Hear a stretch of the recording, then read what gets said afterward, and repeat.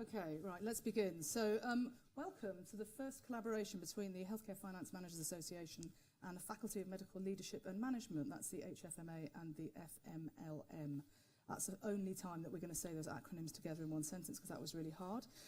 This is the first of two live stream panel sessions that we're doing tonight, which will focus on issues around the future of healthcare and particularly how clinicians and financial managers can work more effectively together.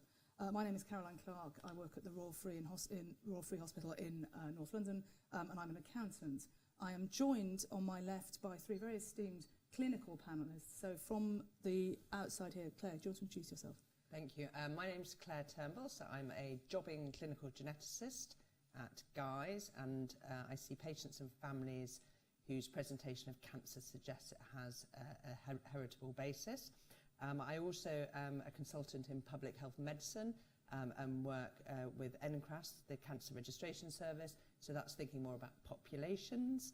I lead a research team and I'm a professor in medical genomics and study cancer susceptibility genes at the Institute of Cancer Research. And I also work at Genomics England, which is a Department of Health funded company which has delivered the 100,000 Genomes Project and is now working with NHS England to deliver whole genome sequencing into routine clinical care. And John. So I'm John Fistein. Among different things, I'm currently Chief Medical Officer of an organisation called FIN, which is the Private Healthcare Information Network, and what we are is a government-mandated organisation that aims to improve the transparency of both fee and particularly outcomes reporting amongst the private sector, and also particularly to align that to NHS reporting. In various previous lives, I'm also a clinician, but I kind of escaped quite a while ago. Spent quite a long time as a management consultant working with commissioning organisations, clinical organisations, provider organisations, to try to really come up with unified pictures of what's the right thing to do across different health economies. Right, you're welcome, John. And Tony. My name's Tony Berrent. I have over 12 years' experience as a medical director in acute trusts, both from a specialist point of view and the general, currently in organisational consultancy and executive coaching. Brilliant. You're all massively welcome. And I have to say, nothing in my career has prepared me for this, either the nature of the panel that I'm sharing with you or also the technology that we're experimenting with tonight. So if anyone is actually watching us, please do be prepared to ask some questions. We've got Slido here, and as you ask your questions, I'm going to ask the panellists. Before you do that, I'm going to kick off with something relatively gentle for us. So I suppose, so we've all worked across disciplines in our careers, and I'd be interested to know, perhaps starting with Tony, what's worked well where clinicians and finance teams have worked? You know, what are the ingredients of a really good relationship? Yeah, I mean, was thinking about this obviously before we sat down to this, and was reminded of the quote. I think it's from as long ago as 1992, it's the economy stupid advice that Bill Clinton was given. And I think my message in this hour will be very simple. It's the relationship stupid. That's to say, if the relationship is worked on, then there's a huge amount that you can do.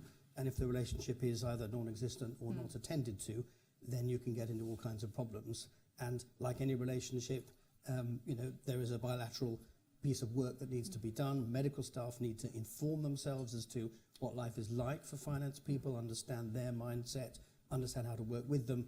Finance people similarly to understand what it is that drives clinicians, obviously the FMLM focus here of medical people, but all clinicians. I think once you get to the point where both parties realise we're trying to do better things for patients and services, then you start to be able to have much more meaningful conversations.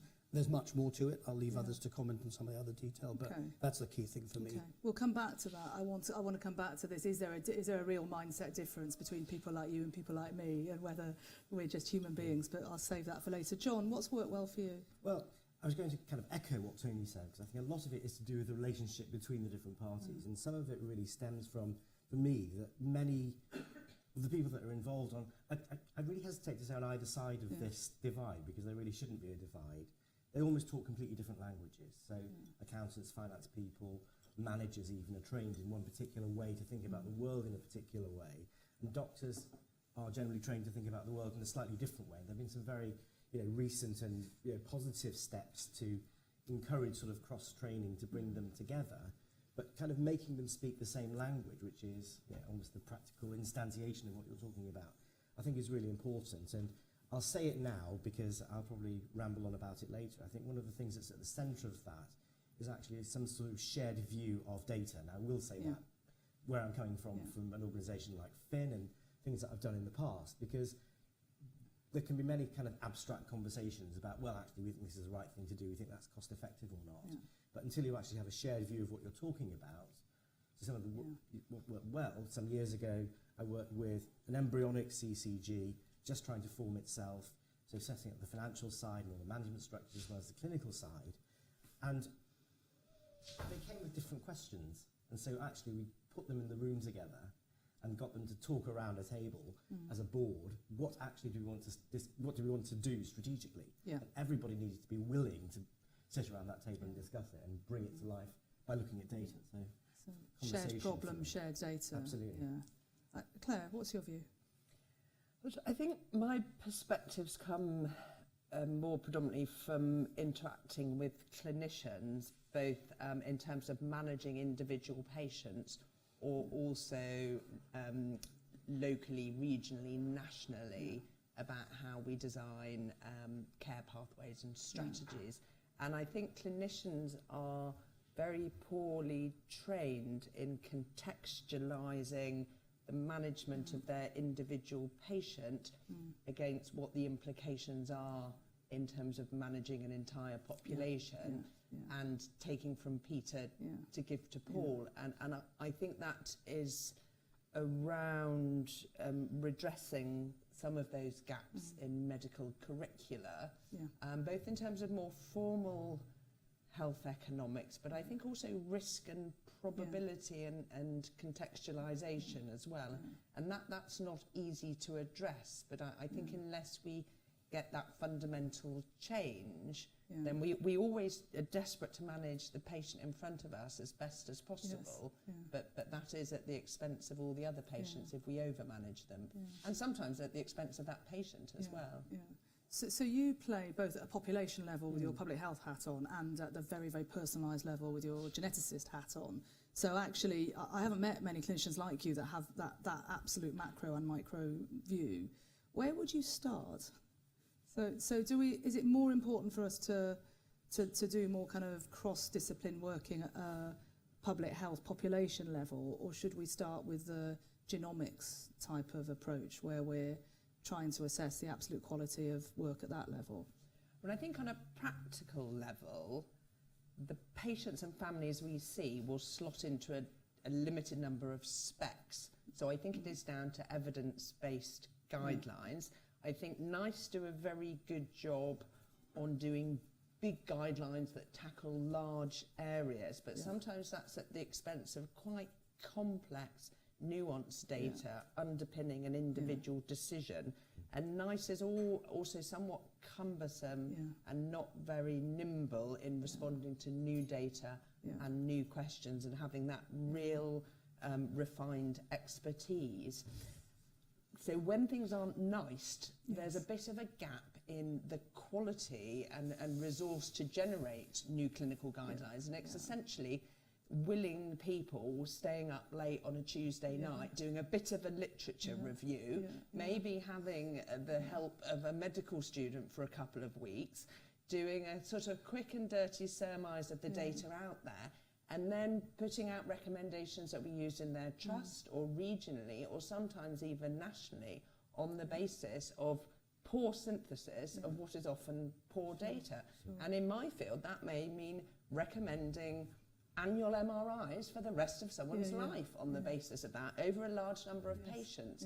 So I think there's the long-term training, but also we need to think better about how we integrate evidence on clinical effectiveness and cost efficacy in terms of getting more consistent decision making in individual clinical pathways. And we can do that here and now today on the best evidence, whilst also funding research to improve that evidence. Good answer. So should we stick with pathways for a bit? So one of the things I'm really conscious of is the best examples of where I've seen clinical leaders and finance teams coming together is around optimising clinical process. So everybody is united in the work to reduce unwarranted variation, and we've been working with Intermountain actually, so the work that we've done in our hospital group is actually totally stolen from what Intermountain did, to effectively give clinicians data and time and support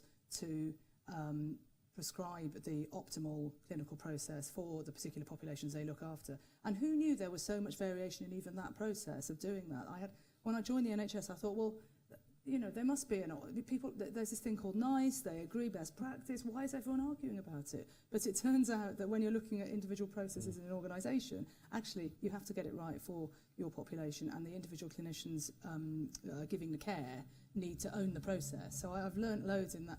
But what I've noticed, this is back to this point about data, and that our clinicians are just viewing cost as another outcome. Cost and quality is a cliche, but you know, two sides of the same coin. So I wonder, John, if you want to come at this point around sort of data and how we might use that. I had two thoughts in response to that, really. So the first one is something which is, it was very fashionable a couple of years ago. It's still in the vocabulary now, this idea of a learning health system. So rather than having a kind of, you know, a fossilised research process that 20 years later leads to some kind of clinical change to practice, which can then eventually get its way into a medical record system that can then be filtered through and then drive the next layer of research to have a much more active system, which I think is what you're talking about. Of course, you can have kind of different arguments about, well, what should the right outcomes be and how do we measure the parameters, and that's probably, you know, I could ramble on about that for too long, so I won't. But it's all right, we've got 45 that's minutes. fair enough. Captive audience. Questions, I'm sure. But a system like that, and designing it and actually building up, I mean, unfortunately it's not a quick fix, but building up a system like that from the ground up would actually be very powerful, because you get that virtuous cycle of amassing research data, amassing new clinical data, new phenotypic data, and then find the best way to turn that into implementable guidelines, framed in a context of what does value mean. I think that's a useful thing. So that's my first thought. The other thought, which is really following on from what you said, I was talking to a private provider, and I'm not here, honestly, to be an advertisement for the private health sector. That's not our role in FIN, it's not my personal role either. But I was talking to a private provider, and it kind of goes on from what you were saying before, that so much of this is kind of culturally founded in an organisation. So the example that they were giving was they are totally outcomes-based, and they were looking at outcomes for BMI improvement in anorexia. So that's a fairly we can argue about that, but that's what they picked. And they found across their different provider sites there was a big discrepancy, and the old and established famous hospital that prided itself on world-class treatment wasn't at the top. Right. And actually what they found was, because they were measuring everything, looking at the data, was what happened was, the difference was in the organisation that had the strongest positive effect, they had, as it happened in this particular case, monitoring for all meals to make sure people ate. 3 meals a day. And obviously there's a cost associated to that. They compared it across the group, and this world-renowned famous hospital then turned around and said, actually, we recognise we're not good enough. What can we learn from the hospital that's doing better to improve our protocol? They needed some more whole-time equivalents to do that. And they took a cultural decision to say the cost of that outweighs the benefits to outcomes. So you see all these things sort of play together, but that was an organisation working holistically. It could have been very easy for them to turn around and say, well, it costs a bit much, somebody's going to die, they might sue us, and so that's a trade-off. So data is right at the heart of both of those kind of conversations. And again, centred on the same problem, a unified view of what the issue is that you're trying to tackle. So Tony, in your experience as a medical director, what have been some of the challenges of getting data? And to this point around, we have different mindsets and we have different, my tribe is very, very good at dealing with cost data. We're good at dealing with budgets. But I also reckon we'd probably be quite good at dealing with quality data. So, often people call us bean counters. I sort of would like to turn that into a positive, really, through this conversation. And I suppose, one of the things we always think of is we have incomplete data sets a lot of the time, and people get quite frustrated at that. And there's a sort of striving for the nirvana of a really good kind of value metric or value equation where you're equally measuring cost and quality. And of course, that doesn't really exist. So, I mean, in your experience, where it's been tough, and there are challenges where you think, actually, if we had a conversation now, we might actually bring some focus on them. I mean, I guess lots of organisations, surprisingly, still struggle with getting granular data, at service level, and then good aggregations of that at the larger level. And I suppose part of the issue about how do you improve the data always, and I think we've known this for 20 years or more, always comes back to how do you get clinicians to put the right data into the systems. If the clinicians have to be responsible for that because they're the ones who see it. The notion of the outcomes-based information, that can then be worked on, by whoever you decide needs to crunch the numbers, who then has to do that in a way that the clinicians have confidence in. So there's something about how do you, again, if the relationship is right, then clinically collected data fed back to clinicians, but by an intermediary who is the finance department, will be okay. If the relationship isn't, then they will believe potentially that there's been some sort of manipulation done in the middle between the collecting and the feeding back. But of course there are some fundamental issues about how do you practically collect the data that you need and find the time to do it. And one of the things that again many clinicians feel is that there simply isn't time to do that. And you can't help but have some sympathy for that view when we're very good at inventing all kinds of other things that they need to do as part of processes. Our obsession with multiple processes to prove what we're doing to quality regulators, for example, actually it is understandable, but it's quite possible that all of that time directly comes out of the same pot of time that we'd quite like to use to collect outcomes. So there is a real issue, I think, and some choices that really do have to be made about the scale of regulation versus using well-validated outcomes to actually drive the same improvement that we believe the regulation is responsible for. And that's my personal view, obviously. John? I was just going to give a slightly different view on that. I agree, actually, but almost systematically or systemically there's a bit of a perverse incentive, almost not to get it right. So one of the things that I've struggled with for the last X years, actually, in the NHS and also still privately, when we look at some of the data flows, even basic data quality, which surely predicates everything that we're talking about, is hard to achieve to a reasonable level, or whatever, how we would define reasonable, because on the one hand, all that capture is very difficult. Typically somebody will write a note or even type a note. It goes to a coding department, and in the NHS that typically goes, say, to NHS Digital. Their main aim for doing that is finance. And so there's a culture of, well, actually, as long as we code it well enough to make sure that we're reimbursed properly, that's okay. And so you look at the data itself and the consultant misattribution, so cardiologists doing gynecological operations and vice versa, the gender of a patient changes, and you sort of think, well, actually, how can that ever drive clinical improvement? And being cynical about it slightly, why would a clinician ever bother with that, engaging with that, when they say, well, actually, the basic data doesn't make any sense? So I think there needs to be a sort of a strategic coming together where we recognise, hang on a second, we're an organisation about delivering value to patients, part of which is getting the costing right, but also it's about understanding what we're actually doing. Which I think again, there are so many issues, and it's not just the NHS, it's any healthcare organisation, around empowering clinicians to collect data once in a data model that enables those data to be used for the multitude of purposes for which they are informative, whether that's populating the patient record, generating a letter to the GP, ordering a test from the lab, being the systems data capture that informs costing, but also longitudinal research or health economic evaluation.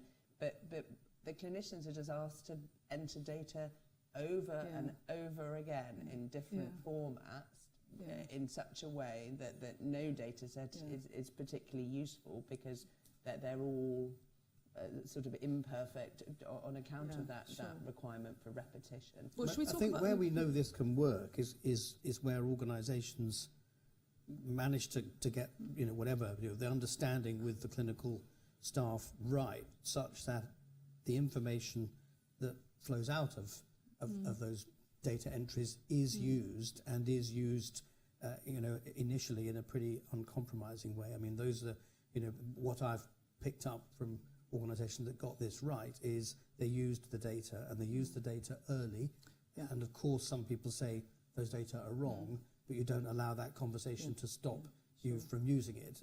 When people are clear that information will be used to make important decisions, they quite quickly find ways to make the quality of the information better. And that sounds a bit brutal, but I think sometimes that is the sort of steel that is necessary actually to get into the kind of data-driven world. I want to talk about tech because I think that seems like a natural place to go. Hello viewers, we're starting to get questions on Slido now, so keep them coming. Your chance to have your questions answered by my eminent colleagues. So before we take some of those questions, so this naturally then gets us into, well, what about technology then? So I mean, Claire, you must be using the cutting edge of everything that we've ever heard about. So how can it use us and facilitate, or not? No, well, I mean, that's... actually, you're guys, aren't you? So, Yes. I mean, but if you're in genetics and involved in a genomics project, then there is definitely technology afoot there, which I probably understand about 10% of. Have you seen things in your day job that will help us in this conversation about bringing together some of this data in a... I think Is in that the a here, terrible question? no, I mean, I think sadly in the here and now in the NHS in clinical genetics there is a painfully apparent paradox that there is an ambition to deliver personalised medicine, and yet one still has to open 7 different applications in order to see the biochemistry and the radiology and the genetics database and the hospital EPR system and so forth. And that's not even dealing with whole genome data, that's dealing with, you know, a couple of genotypes. And so what is happening within, for example, the 100,000 Genomes Project is you sequence the entire genome, generating gigabytes, terabytes of data, 3.2 billion bases in the genome, and then the amount that we're able to port over into the patient record is a couple of lines. That's we don't have systems or interfaces at the moment which allow us to capture in a meaningful way the complexity of the so-called multi-omic data, which is going to in the future empower this complex precision personalised medicine. There is a huge gap there. And is that a gap because we can't afford to put the technology in place, or because the technology itself actually hasn't quite caught up with our ability to see what we need? Because the amount of processing power that you must need to do that. It's about presenting it and storing it. The processing can be done centrally. Right. Okay. It's about systems for the clinician to examine it, interpret it, annotate it with different data sources, and then for it to be stored. And we're really still grappling with how that can be done within standard NHS data structures. Okay. John, and that's quite simple data at the moment, because actually you can imagine you would have your genome and then serial expression data and your proteome. You know, in theory there are these vast amounts of data, and there's talk of individualized data clouds where they'll be populated by our different biosampling on regular intervals, and that will give predictions of hundreds of different diseases, and that just seems absolutely incongruous at the moment with the ways in which we are used to interfacing with data in clinical practice. John, you got a solution or a well, no, I've got an Can you explanation help? for the problem, but I have a solution, but it's not probably one that's going to work very easily in the chest. So, I mean, to answer your question, why is it hard? Is it's related to the financial question, but sort of tangentially. So the reason that you have 25 different systems, I think you said 7, so you're lucky, is that they've all been bought under different initiatives or introduced under different initiatives by different people in different ways. And there's never been an holistic view of, actually, what is a good healthcare record system? I often have to disappoint my overseas colleagues when they say, of course, this is all very easy in the NHS. You've got a single unified system, so you can just look at data across everything and then infer stuff. Well, actually, how many, I don't know how many different systems there are in Guy's, but you probably have an EPR and a PAS system and a separate clinical coding system that then submits stuff to, there'd be, I could name 10 of them. So how do you get a unified picture clinically, let alone financially, let alone across the 2 bits? I suppose the solution is, and again, it's not an easy one, sometimes the private sector, and again, as I'm not here to represent them particularly, but I can just relate some of the stories. One of the provider groups that's relatively new to the UK was telling me the story that they were going for funding from somebody. Yeah. And the question that the funder said, having come from a completely different background, I think it was construction or something, where they're very much used to measuring things in terms of, well, financial outcomes and building bridges and buildings that don't fall down and kill people and commercial value. How do I know that this is going to be a good and worthwhile endeavour or not? Yes. And so they sort of like scratched their head and said, well, actually, we're doctors. Nobody's really asked that question some years ago. So then they came up with this is embedding it in the organisation. Well, okay, well, we'll measure clinical quality in this way. Obviously, we haven't got an infinite budget, so we'll measure it in this way. Let's have a conversation about where and the values we want to be and take that forward. And so they built a system to do that. Right. So, you know, that's a long way from what we're talking about here, unfortunately. Yeah. I mean, Tony, do you want to come in on a tech point? I'm questioned, so I can move us on if you all Well, want I mean, I suppose just quickly to say, I mean, it's a huge topic. I think there is reasonable ground for enormous optimism about the scope of the big data kind of vision, really. You know, we're already starting to see that with, you know, relatively small scale things, you know, that generate much more informed predictive algorithms for patient deterioration, for example, you know, that can be generated from data collected at the bedside, you know, digitally, you know, and integrated and so on. And the collaborations, I think, between, you know, the software people, the biomedical engineers, clinicians, they're really powerful. And I think that's going to be a very rapidly expanding, interesting space. At the end of it all, we still want to make sure that we've actually got clinicians who are competent, compassionate, you know, kindly people able to actually relate to what it is that individual patients need and not buried in a computer, and not terrified of engaging with a computer on the grounds that somehow they'll be controlled or depersonalized themselves. But I think if we can get past those things, there will be enormous benefits at every level, really, individual patient, organisational management, population, that will flow out of this. In fact, it's funny you should mention that. We put in 2 years ago the Streams app, which was, we've worked with Google DeepMind, Google Health, and we got into a bit of bother over actually data protection and whether we tested it appropriately using patient data, and we had one reading of the rules and the ICO had another. And actually, even 2 years later, we're still kind of trading legalese with them because that is such a big issue, isn't it? And the more we get into these subjects, the more we have to respect patients' rights to their privacy, but also we're going to have to use their data. And I think I don't know if that's one any of you have a big view on, but, you know, we can't do anything without patient data. So, I mean, this must be quite big in your world, Claire. Well, these are some of the things following the 100,000 Genomes project was essentially a consented programme of genome sequencing, which was over and above standard of care, but it was the harbinger to using more sophisticated genomic technologies as the routine test. And that's what we're looking to implement at the moment. But as the data get more complex, the imperative to look across in real time at large data sets so as to best interpret that patient's individual result becomes more important, and particularly in rare disease, that looking across rare diseases are rare, so you want to look across large data sets of all of your NHS patients with their clinical data and their genomic data, because that may well give you clues to help you interpret this variant in your patient.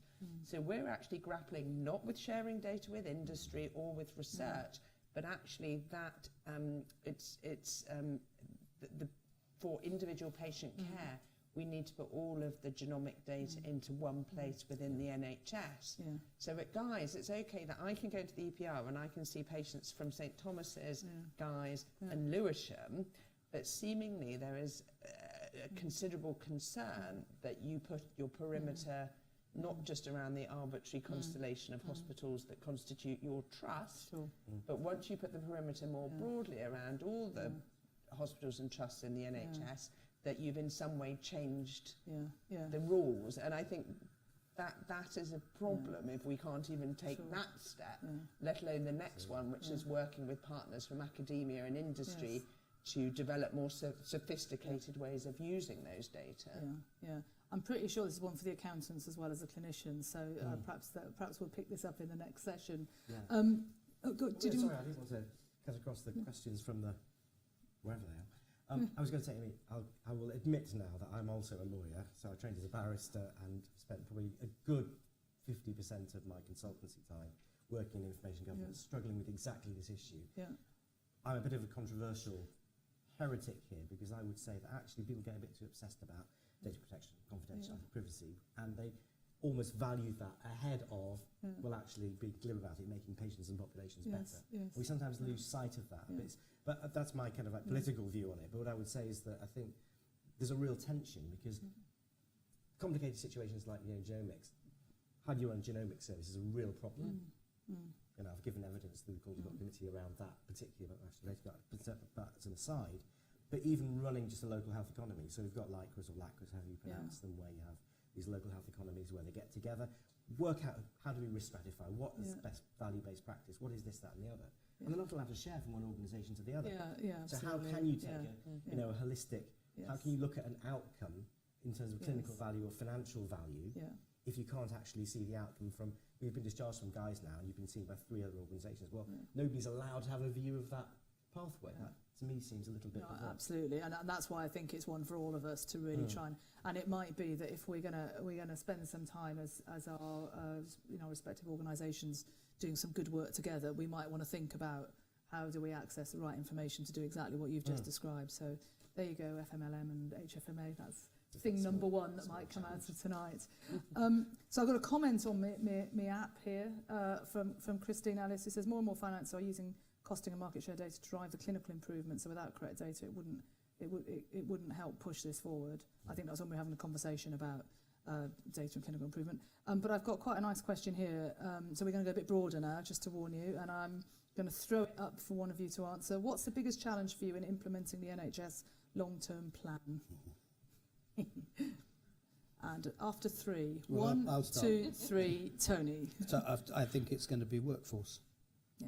Simple as that. Yeah. I mean, most organisations are already incredibly workforce constrained to the point where they have difficulty already delivering on their improvement plans or their targets, whether those are financial because you can't make the revenue because you can't do the work, or they're the access ones. Yeah. So the idea that we will then be able to take forward all of the necessary, entirely reasonable priorities and transformations in the plan without more to fix the workforce than is currently in there, and I think is sort of implausible. And clearly, we're in here in our bunker. I'm not quite sure what's been going on in Parliament this afternoon, but the whole Brexit thing on top of everything else is really something that we're going to have to work our way through. Currently, right. Sorry, there you go. There's the answer. Sorry to interrupt you. Yeah. So workforce from you. Yeah, I think so. Yeah. John? I think I will go on to say workforce, but actually it's workforce and particularly skills and skills mix, because I think that the skills that people have historically been focusing on are not the ones that we've been talking about here. It sort of goes on from what you were saying initially, actually, that we need to train doctors in order to be able to think in this way, because then they can deliver more effective care and do things more efficiently. That's not to say that there's lack of capacity as well, but they don't have the capability and the understanding to look across populations. It's true from the finance side as well. It's never going to happen. So if we carry on doing, what they say, if you always do what you've always done, you always get what you've always got. Well, actually, we're not even doing that because the capacity isn't there. So that's like giving an engine, starving an engine. An engine, that engine has 3 cylinders. Half the amount of petrol. So I mean, I agree, building upon those points that Tony and John have made, that we haven't even got enough manpower to firefight, let alone have people turn around and face forward, to invest time and energy in translational research and implementational research and restructuring of services, which will be absolutely essential if we are going to enact some of the ambitious elements of the vision of the NHS plan forward. And if you think about cancer care, there's some basic things we know, that treating advanced cancer is extremely difficult. The only way that we will make headway in that is not just throwing our old gambit of a handful of drugs that are not particularly effective at these patients. We need to restructure. We need much more sophisticated infrastructure for clinical trials, for N of 1 trials, individualised real-time management paths with data loop feedback and so forth.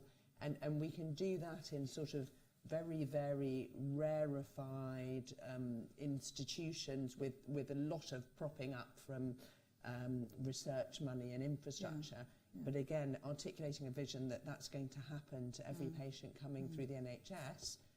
It's, many things are possible scientifically, but on the ground it is absolutely fanciful at the moment. But don't we also, Claire, need to do something about advanced cancer in the first place and put more effort into finding it earlier or preventing it altogether? So that would be my other, and that is my hobby. Yeah. So you have people who present with advanced cancer, and there's a lot more sophisticated interventions we can do in terms of targeting, but also we need to get better at detecting patients at a time when a surgeon can cure them, because that is how you cure cancer. So that is that is using genetics for risk stratification, identifying people at high risk, individualised early detection and prevention strategies. And again, anything with the word individualised in it at the moment seems pretty fanciful as well. But again, starting screening at different ages with different frequencies of screening for people at different levels of risk is the best way of spending your resource of mammography or MRI. At the moment, it's mammography from 50 for everyone. You know, we can do much better, but actually it gets back to manpower and it gets back to tech to be able to deliver. Right, I'm gonna go. I'm stick with the NHS plan for a minute. There's some stuff in there which is something that presumably you feel good about. So, what are your hopes? What do you think realistically we can deliver? So, Tony, glass half full now. Come on, you can do it. Well, I think there is, I think, the emphasis in there, in part of it, around the unwarranted variation piece and building on the work that's already been done. That has been impressive, and I think there is enormous potential there. You know it from your Intermountain experiences. Other people, have other collaborations to look at the same thing. So I think there is a huge amount that could be done around that. And that I think links into things that are appealing from a clinical point of view around quality, around leadership. And I think that there's a lot that can happen there. And similarly, while everybody believes they're highly efficient, we're still in a system where waste is just all around us, and often very difficult to spot your own wastefulness. You can usually see somebody else's. So I think there are things that we can do for ourselves around that. But it does come back to how we manage to make those pieces of work happen in a compassionate way, in organisations that really are feeling, the strain, and in ones where the staffing situation is really difficult. So, there is a sort of, I don't know if it's a half full, I think it's a third full maybe, but there's a lot that can be done there. And we've seen good examples, haven't we, of organisations that, have really, with changes in leadership and culture, seem to have achieved really quite a lot quite quickly. So there's hope for all of us. Okay, thank you. And John? Yeah, I agree with all that. I mean, for me, I'm going to take a particularly narrow view on something, because one thing that we're doing in Finn at the moment is we're working with NHS Digital on this programme called ADAPT, which is about trying to increase the alignment of data gathering and reporting across private and NHS data. So it doesn't actually matter where a patient is treated, they've got a view. And one of the things we kind of interpret, I think with more than a slight eye of faith, one particularly strong thread in the NHS plan, which is about transparency of outcome reporting. And this view, I think it goes on about measuring stuff and looking at variation. I think that can only be a good trend, because you don't know whether something's good or bad unless you've actually looked in the first place. That old medical thing, you don't have a temperature unless you take you have a fever unless you take the temperature sort of, It's this sort of thing. So I think that was a very positive strand. I think I would actually go further and say that you introduced yourself, I think, on camera as a bean countery kind of person. We don't want doctors to be bean counters, actually just focus on the one number. We want to actually, as you say, not take away the compassion to understand, well, actually, we're looking at the outcomes in the appropriate context to improve a service or to improve the outcome for an individual, but they're still an individual who needs some care. So I think that transparency, which is not the right word, but the visibility strand, I think, was the... Okay, yes. The difficulties, of course, doing it, as we've said already. So I think I was more than half full, but maybe I've poured it out again. Okay, but that back to the sort of the culture of compassion and kindness, which actually felt a bit lost in the fragmented internal market. Is that sort of... Yeah, I think that's probably right. I think there's been a backlash against all of that because, you just need to look at, some of the things where management in organisations has gone wrong and people have had, very poor outcomes or died. They were seen to be... sorry to sort of like malign the accountants in the room, but yeah, and this isn't a fair picture, very, quote, hardline financially driven, so they were focusing on the wrong outcomes. Yeah. And that then fed down into a culture of, you know, lack of compassion in the organisation. Look at mid-staffs, for example. That came out of that report very, very clearly. Yeah, absolutely. And which is why organisations like the HFMA actually focus on value as a concept, which is, you know, quality and cost are effectively outcomes of what we do, and you can't do one at the expense of the other. So I think that's absolutely right. Right, Claire, give me some glass half full news about the NHS plan. So I think it's following on from Tony's point, that there is actually, particularly around cancer care, a much stronger focus on prevention and early detection and saving lives through those mechanisms. And actually there are some relatively straightforward quick wins. So the sequencing technology allows us to sequence a whole genome in a day, when first it took 10 years. But actually on a simpler level, it allows us to do simple tests of 1 or 2 genes, which previously cost £1,000 and now cost 20 quid. So we can actually test BRCA1 and BRCA2 much, much, much more cheaply. And these women are at 70% risk of breast cancer, 50% risk of ovarian cancer. There's a lot we can do. We have detected less than 2.5% of the BRCA carriers in the UK. Right. We just need systems, infrastructure where we can roll out testing much more widely. And then, you know, those types of ways will actually allow us different routes into prevention and early detection. The same is true for colorectal cancer genes. This isn't by any means a panacea to the levels of morbidity and mortality associated with the presentation of advanced cancer, but there are ways we can use the sophisticated technology so much more cheaply now, and we're not doing that. But I think the NHS plan articulates an ambition, and we now just need the action to follow. Okay, so reasons to be cheerful, you heard that here first.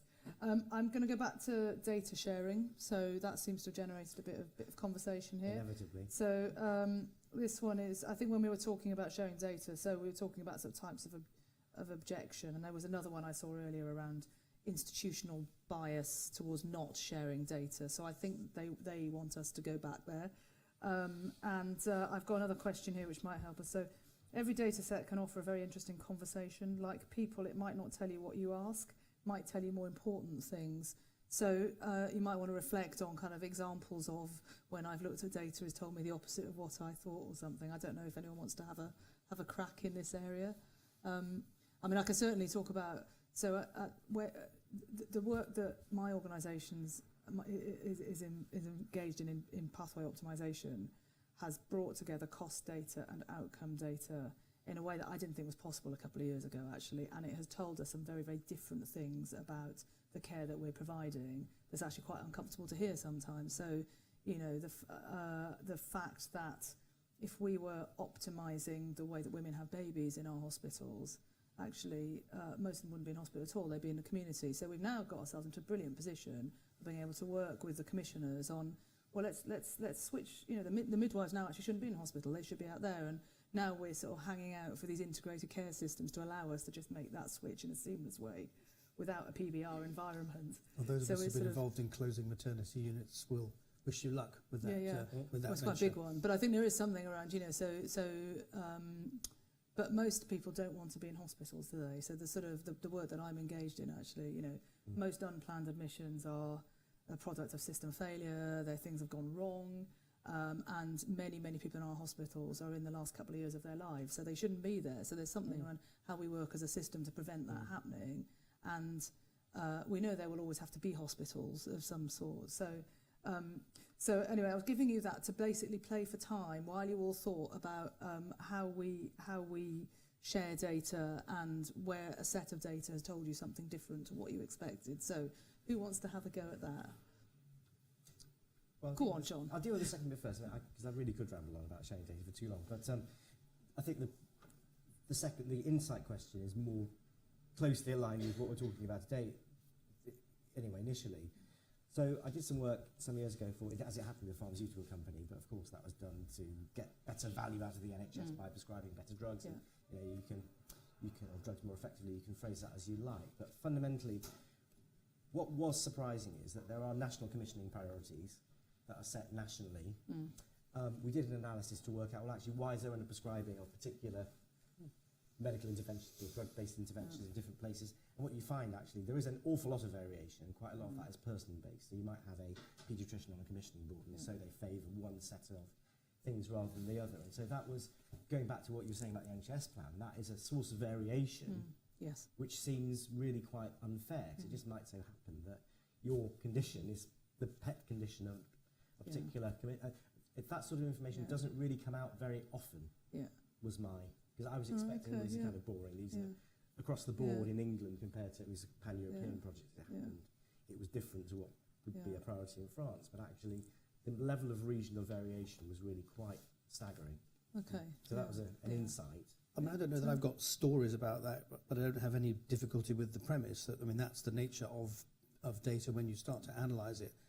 I think for me, the more important bit about that issue is the relative dearth of analytics that we've got available within ordinary hospital, certainly environments, and probably at other levels as well. You know, and I think there's a real question about if we're going to generate this large amount of data, and then we're going to give it back to clinicians in some ways. How are we actually going to turn that into sensible information?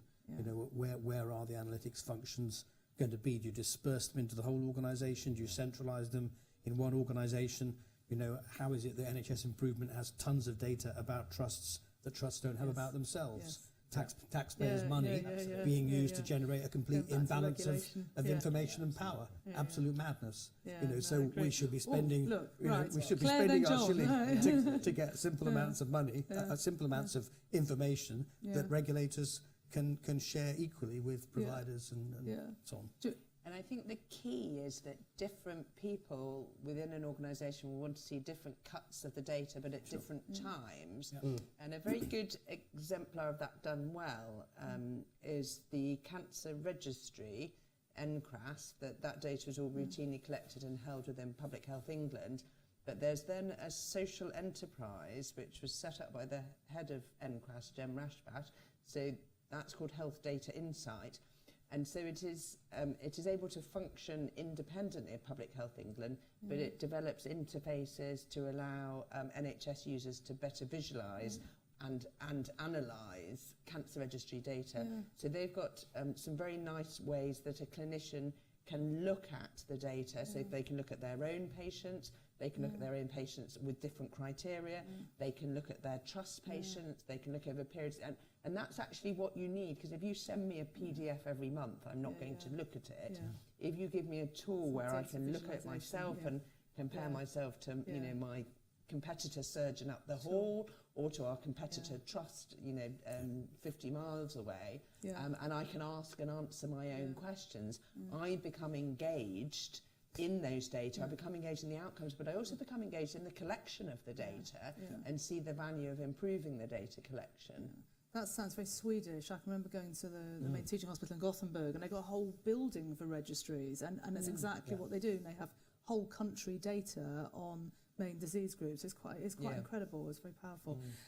We're going to go to population now. So remember we talked about, we started talking about sort of how we can improve the health of the population, and that perhaps we're not all speaking the same language. So this is just a quite general question to get us into it. How can clinicians and finance work together to drive value at a system level, and maybe sort of top 2 or 3 quick wins? Do you want to start, Claire? What in your public health world? What are the 2 or 3 things where we, the accountants, could help you? I mean, I think it probably is back to what I was saying before. Can we do better with our resource of screening? Because at the moment we just screen everyone. A very simple example, colorectal cancer, 1.5-fold more common in men than women, but we screen men and women exactly the same. Now that, you could call that personalised medicine. It's on a pretty crude stratifier, but actually we should start screening in men younger and or do it more often. So I think that's a real useful place to start in thinking about moving towards precision or individualised medicine. And it's not really individualised, but actually just getting a bit cleverer about using our resource. Okay. John? Tony? Well, I think it's almost follows on from the last question about data sharing, because I think you can help by, first of all, assuming there is some kind of unified view with some analytics that you were talking about. You know, I could say talk about for a moment, because a couple of different contexts where that works well and where other contexts where it doesn't work well.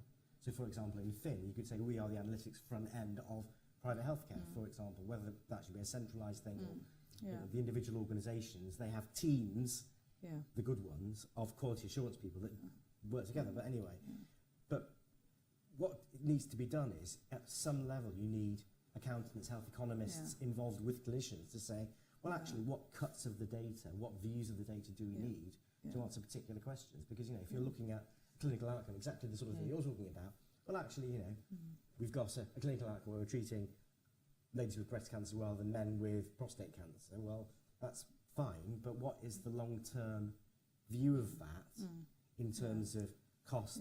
You know, I mean, qualities are out of fashion, sort of, or are they in fashion now, whichever. You know, what's the long-term outcome? How do we chase that up? That's a different kind of question. But also linking back to the governance issue and what I said before, you can't do that without looking at the whole pathway, because you want people to live for 30 years. Well, actually, what's the result of this intervention today to somebody 25 years from now? If they're a 40-year-old, do they live to 60 or do they live to 90? And you can't see that given the current limitations in data. And that's a real shame, given that we have a single NHS. So I think you can help us by setting out, well, what are these questions? What does a good model look like for an organisation, for a health economy, for a nation? Maybe it's health. So an economic framework from the accountants. Claire, do you want to come back? It's just that because data can be held on people who have had a diagnosis of cancer because of Section 251, you do get better data linkage across organisations. But that's the exception rather than the rule. I happened to write that. But anyway, that was another thing. But it was, it is the exception rather than the rule. And there was a big battle around cancer, just arguing for that, and that was seen as the easy one.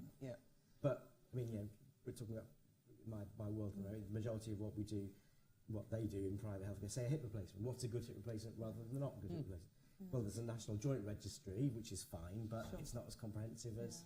And they can't do all the data linkages because you're not allowed to do identified patients. So there's some very real work that we can do on the ground, and then I sense this back to this thing of what can the FMLM and HFMA do together, and there is something around creating a better lobby group to resolve some of these issues around data sharing and completeness of data sets. Tony, is there anything you wanted to come in on that? On the integrated agenda, I suppose, again, just to come back to the relationships thing, you know, we've talked about the need for there to be good relationships between clinicians and finance people within organisations, but we've clearly got to have better relationships across the boundaries of the organisations as they're currently defined. You know, and we have to get clinical people thinking about population health. Everyone really needs to think a bit about the value stuff and Muir Gray's work and so on. And I think they will need the help of finance people who understand that that's the direction of travel and the goal, so that we can get away from this, you know, repeatedly quoted argument that kind of I would love to change, but that'll lose money, so I'm not going to. You know, and you know, I've heard lots of people controlling the system in the past saying, oh, well, you should just do it anyway, it'll all be fine.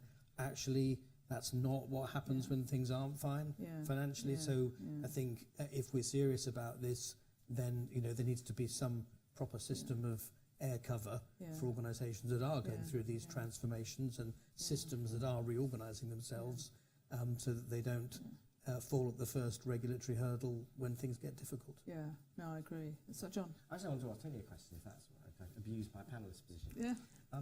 What did you feel the pressure was? I mean, you were a medical director. Did you feel that it's a hard question to answer, probably, was the weight that you were carrying, or that you felt that you had to sort of like shoulder, was that, well, get the numbers right and then worry about the clinical stuff, or was it more the clinical side first? I mean, obviously, as a medical director, I'd hope that you voice the clinical voice. I know it's absolutely the clinical side first, but I think, you know, Caroline's absolutely right. You know, there is a circle that you cannot unravel between clinical quality, you know, and cost and footprint, you know, And obviously the virtuous version of that, you improve quality, you reduce footprint, you release resource, but there are other versions of it where it kind of spins backwards and everything gets worse and you waste money and you need more. But I think for medical directors in provider trusts, the burden is probably about the combination really of, you know, all of the different elements being so challenged. You know, the problems if quality fails, you know, the financial constraint, now the workforce constraint on top, you know, and the access targets. So all together, I think that's the difficulty for really all executive teams and leadership. I think provider land. I've seen some boards where the emphasis is very much, well, we've got to follow the numbers, otherwise we're all kind of out of a job sort of thing, being glib about it, which is disappointing. But there are so many ways to be out of a job, aren't there? So The world is not fair. So you follow the know, numbers and the quality goes down the Yeah. tubes, you're out of a job too. So we've got a couple of minutes left, and I suppose I would quite like your sort of parting reflections on the debate we've had, and just to sort of put us in the right frame of mind. So the thing that you just said, Tony, that really resonated for me was it's the whole executive team, it's the whole leadership team, wherever you are in an organisation, standing together on providing excellent patient care at the lowest possible cost, because we're all taxpayers and human beings, is the thing that probably is why we're all in healthcare. I'm pretty sure that's the thing that unites us. So I'm in that space, and in fact, I share an office with my chief medical officer. So we're absolutely sort of trying to stand, you know, side by side on this stuff, and it's quite hard. But he is as perplexed by the financial position as I am by the quality of care that we offer our patients. So hopefully that resonates for lots of people. But Claire, any parting shots from you in terms of we've got? No, I mean I think it is. I think as medics we need to manage the patient in front of us in the context of the other, you know, 55 million, you know, with whom we are dipping into the same pot. And we need to think more like that, and we need to train the next generation of doctors to think like that. John, we're lining you up for the next session, hopefully. True. So hopefully we're giving you enough material to get stuck into later on with the accountants. Yeah, absolutely. My parting shot with this one is it's all about the culture. Because people need to work together. Good. Antonio? Yeah, I'll close with what I started with. It's all about the relationship. So I guess to the viewers, as it were, the simple challenge, whether they're a finance or a clinical person, is when was the last time you had a cup of coffee with your opposite number? You know, hopefully you have one every week. You know, but if not, then it's time to sit down and just get to know people properly. So thank you for watching, everybody. Keep going, because we've got another hour chaired by the very lovely Mark Orchard. John's chairing with some lovely accountants who you can't see, but I can. So I think we're going to sign off now. Thank you for watching, and come back in 2 minutes. Thank you, panellists. You've been magnificent. Thank you.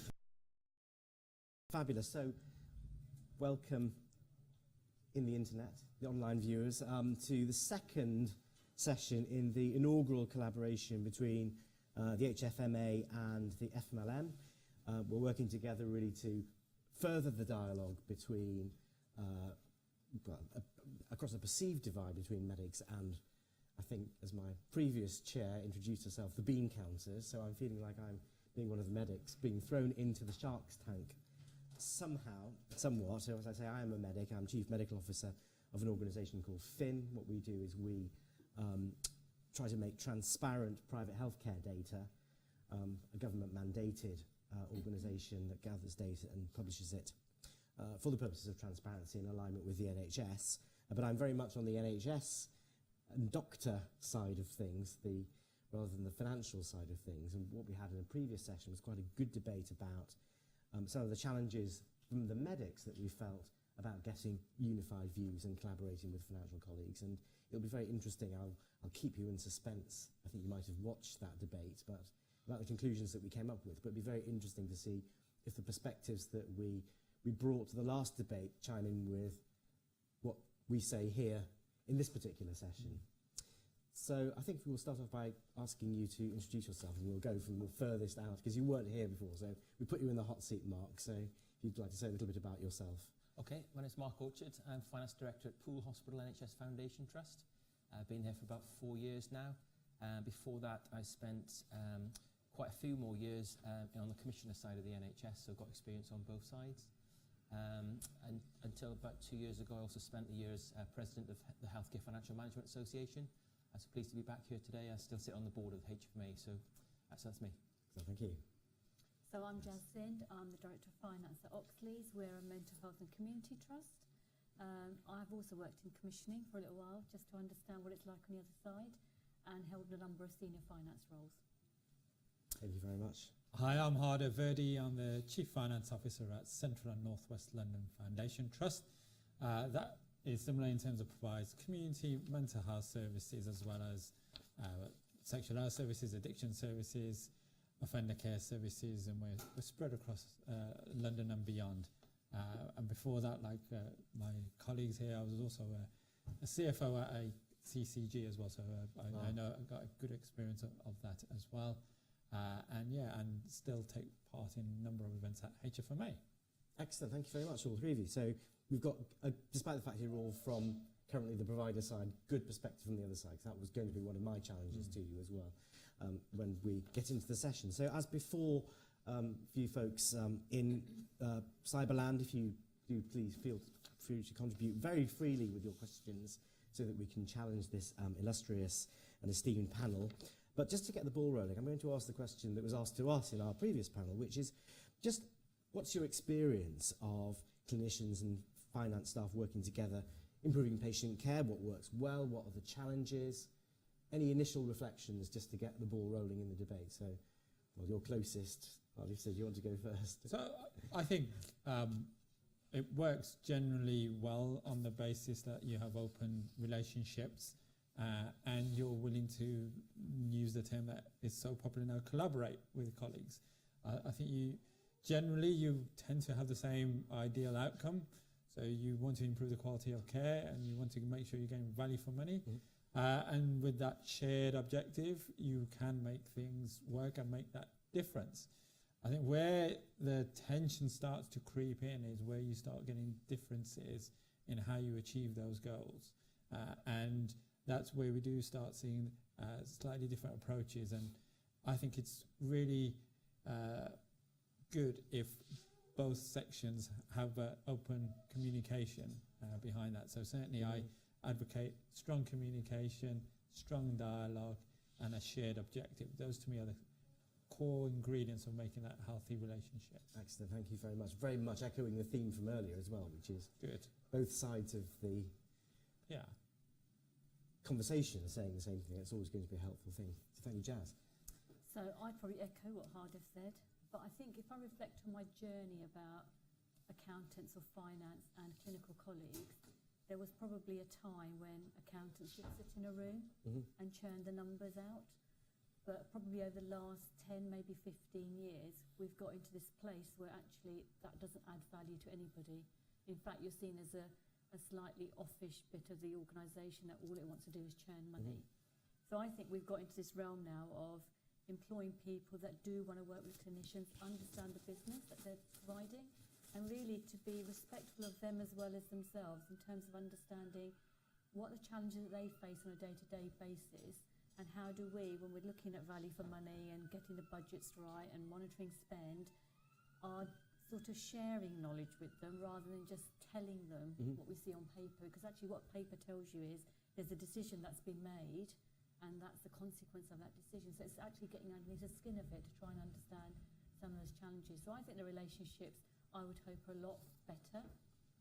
And I would hope that actually both colleagues look to each other for support. So finance shouldn't be a function that just supports the organisation. It needs to be part of that senior management team. So when they're having those broader discussions, you're at the table, you're able to advise and inform and actually learn about what conversations taking place. Thank you very much. Yeah, I'd agree with all that actually, and my experience has been quite positive in this area, and experience that I've seen of colleagues as well. And as you say, it all comes down really to building those good relationships, isn't it? And generally, both clinicians and finance managers generally wanting to get to the same thing, which is improve patient services, improve patient outcomes and so on, and working together to achieve that. And I suppose one of the things that Future Focus Finance and Healthcare Financial Management Association has taught us through some of the work Caroline Clark and others over the last few years is actually we're both interested in the same things and ultimately share that respect for data and analytics and evidence-based approach, and I've got something in common there in terms of that sort of grounding that can get us to the right decisions ultimately. But ultimately, we're all human beings. It's all about relationships. Yeah, yeah. I mean, So I just want to build on what Mark was saying there about the evidence-based approach. I think that's really important, and I can recall a scenario in a previous role where a group of chief finance officers pulled together all the analysis of what was then the embryonic stage of the STP and said, yeah, this is the financial gap. It requires this many bed closures, okay? That's the only way we can close that financial gap. And we got the best brains in the field to do this. And I remember presenting this information to chief execs and clinicians, okay? And one of the more renowned clinicians at the meeting said, that's all very well, but where's the evidence to show that actually we need less beds? Okay, and it seems like quite an obvious question. And he reflected on his analysis of what the past 3 years, 5 years had shown in terms of bed usage, bed occupancy, patient flows, patient responses. And there was an overwhelming evidence there that said actually closing beds may have a financial benefit, and it was a may, but actually doesn't deliver the quality of services. So the dilemma was, do you buck the trend nationally of wanting to close beds and actually sustain bed utilisation? And it was all driven by evidence. And once we put that evidence and tested the evidence, we got to the more common approach, which is actually, it's more than just a spreadsheet. Yes, yeah. I think that's a very interesting point. And in fact, it just reminds me of a story that I was involved with. Some years ago, I did a bit of consultancy for an organisation that had a very high DNA, do not attend rate in theatres. This was the focus of almost a cultural disagreement between, let's call it the financial management side and the clinical side. That, you know, these were bad old days. Some years ago, in an organisation, you know, a long, long away, as they say, far, far away. And fundamentally, the finance director, and in fact, to be fair, the finance director was one of the allies, but the chief executive of the organisation wanted to cut the clinical staff because there was a whole set of DNA rates. So if theatres are 30% underutilised by the numbers, well, we'll get rid of 30% of the clinical staff.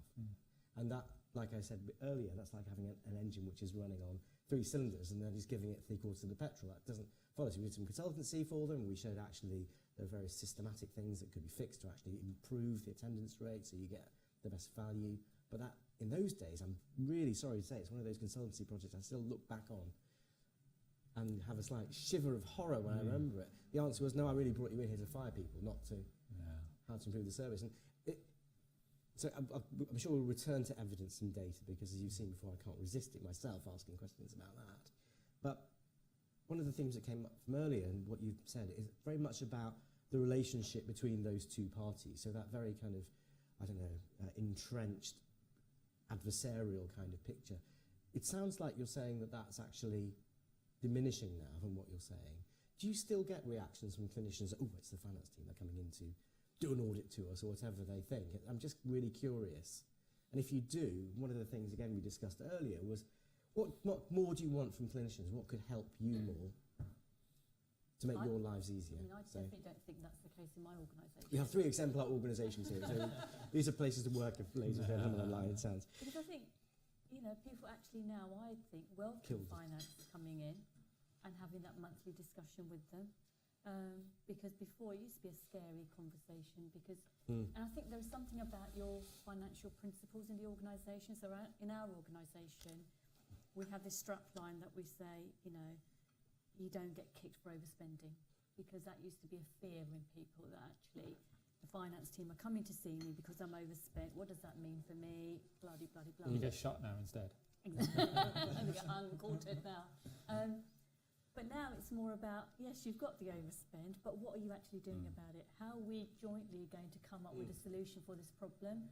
Rather than blaming people and scaring them into doing all sorts of perverse things that avoid that number being the right number, That's not a healthy thing for any finance director to know that the financial position they're reporting is absolutely a load of rubbish. So I think actually now people do feel comfortable having those conversations and being open about, well, this was my challenge, this is what I had to do, what do you want me to do differently?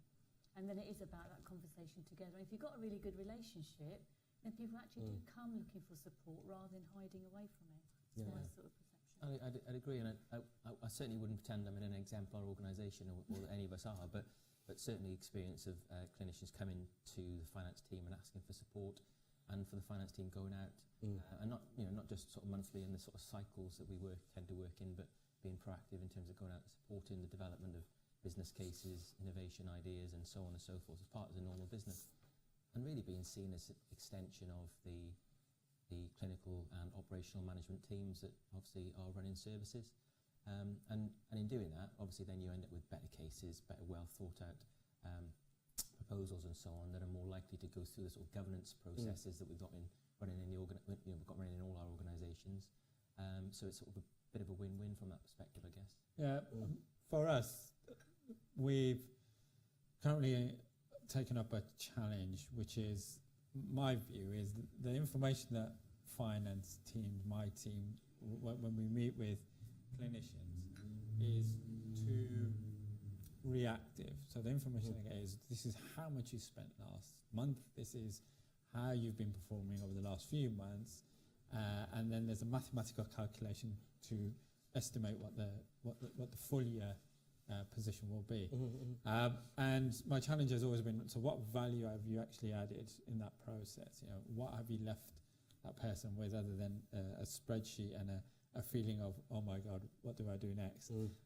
And so we're doing a series of initiatives to add greater value in that dialogue, and to be more responsive, and to actually talk more about what are the drivers behind spend. You know, why is it that that's looking like it is, and adding more than just a set of numbers, more around the activity, more around the evidence-based of what the future trends have been, sort of helping and really providing the support function to allow better quality decision making going forward, rather than always looking back at what's happened last month or last year.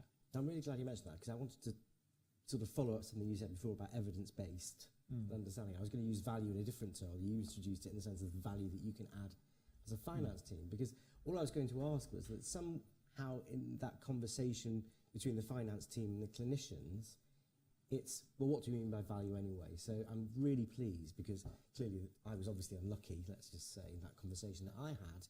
That was all a conversation about cost, not about value to service. So I don't know if any of you had any reflections on any conversations that you've had with your clinical colleagues and your other financial colleagues about, well, actually, what do we mean by value? How do we define that for this service, where cost is just one component of that? I just wondered if, I'm going to throw that up in the air and see who wants to catch it. I'd just be interested, having said that you're not exemplars, I'm sure it sounds like you're having better experiences than I've had, as I said. Can you think of any particular examples that went particularly well, or indeed, if you really have to, that went particularly badly, so we can learn from them? I mean, I certainly, you know, this is where probably my organisation is probably slightly behind others in terms of the value-based, in terms of formalising that, really, to be honest. But we certainly get into discussions more than sort of cost. But the problem is, of course, when you're in an acute provider, I'll sort of hold my hands up straight away and say, if you're not careful, you get into, you know, what's the income off the back of this investment or whatever else. One of the best examples I could bring around sort of, and of course we always try and have a wider sort of debate around wider value to services, population, patients, and so on and so forth. One of the better examples I could probably bring is, so at Poole Hospital, we're the cancer centre for Dorset. Up until very recently, most of our services have been focused on one site, which is the Poole Hospital site, which sits broadly in the middle of Dorset. But we've got patients travelling for radiotherapy treatment for sort of 60, 70 miles away from sort of Lyme Regis in the west and so on. And we took a brave decision about 3 or 4 years ago to build a satellite centre at another acute site in Dorchester. That was not a financially driven decision. It was not an income decision. It was a decision that actually put cost into the organisation, but it was one that was absolutely grounded in the value to the patients, in terms of those patients who needed to travel for radiotherapy treatment for you know, anything up to sort of 4, 5, 6 weeks at a time, travelling long distances for short bursts of radiotherapy. it was better in the interest of the population and that we were trying to serve to put that somewhere else.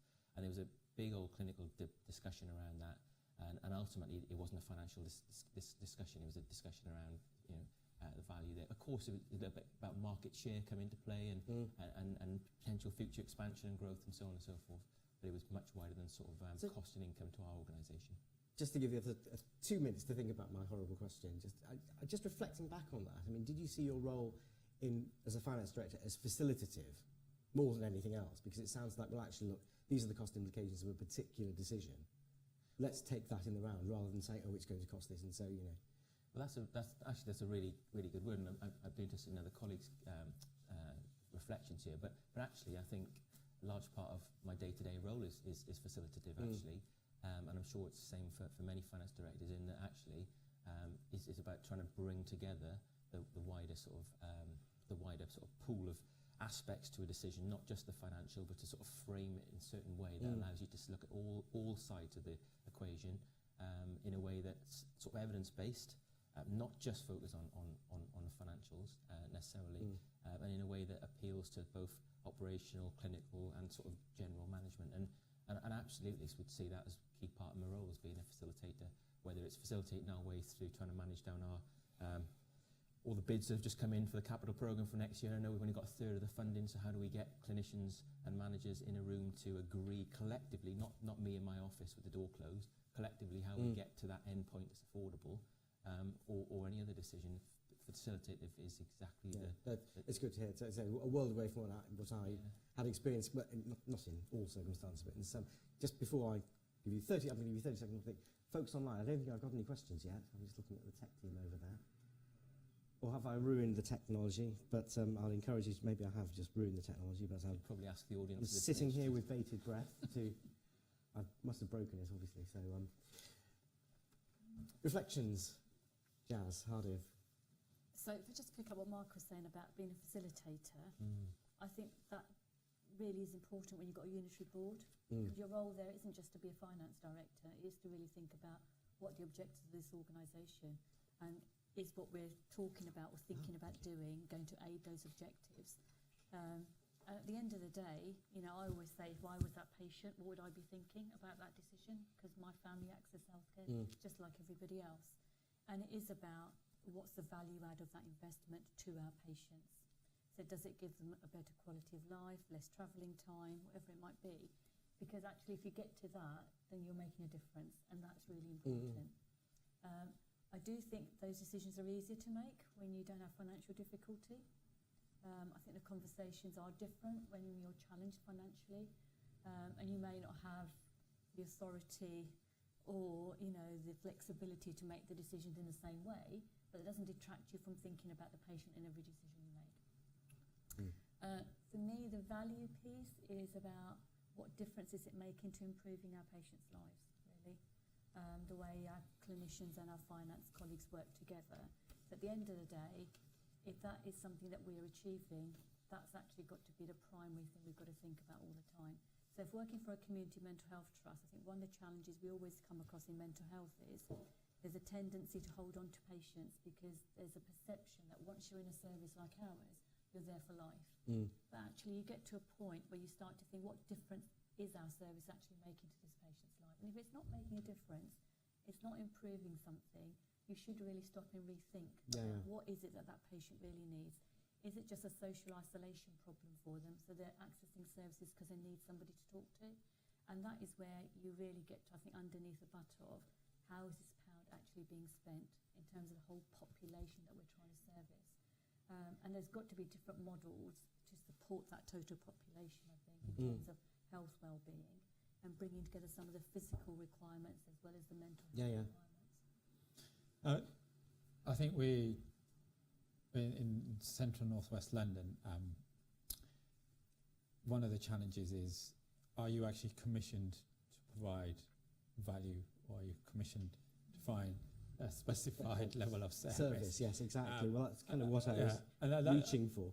That was a key question for us. And we, like many provider commissioner organisation, you would provide a service and then you go through your annual battle of a contracting round, which doesn't really add any value in the system. Doesn't really, in my view, provide the level of value that it should do. And then for us, one of the things that really influenced our way of working was we were the NHS responded to the Grenfell disaster. And the discussions with commissioners completely changed. So commissioners and ourselves, with the clinicians clearly, were sat down with how do you provide that service? And you have a blank piece of paper, you have to recruit the most psychotherapists across the whole country. You have different ways of working, complete community engagement, complete dialogue with clinicians of how to design services.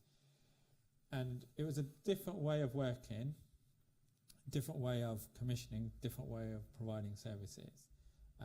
And, you know, I would like to think that that's an example of how we've tried to add more value into the system than in any other type of service that we've provided, because we took a completely different approach, and I think that helps to add value. That's really helpful, I think. I've got a couple of questions I will come to, folks, but I want to just follow up with a couple of just thoughts of my own.